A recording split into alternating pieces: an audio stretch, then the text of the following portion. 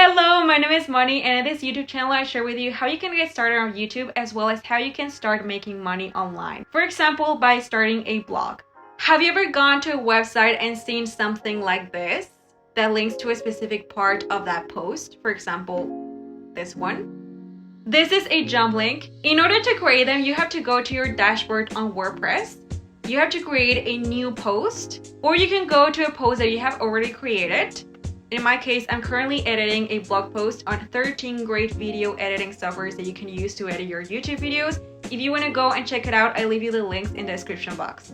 In here, you can see that I have a list, and most of the words already have a link to a specific part of my post, except for the last two ones. In order to create a jump link, the first thing you have to do is go to the section of your post that you want to add a link to. In my case, I want to add a link to VideoLeap Video Editor. So I'm going to go to that specific section on my post.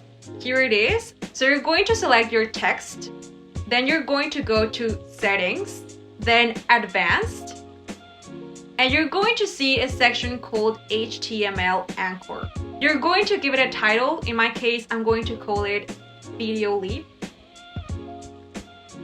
Then you're going to go to the text where you want to add that jump link into. In my case, it's at the top of my post. What I want to do is that when people click on this text, it directly sends them to that specific section of my post. What you have to do is click on link, then you're going to type hash and the HTML anchor. In my case, it's called VideoLeap. Then you're going to click on this arrow, and now you've just created a jump link. What I recommend to do is to test if that jump link actually works. In order to do that, you're going to click on preview. On the screen, you can see that there's a link added to VideoLeap Video Editor. It's now in a pinkish kind of color. We're going to see if the link that I added actually works. And there you go. It sends me directly to that section of my blog post.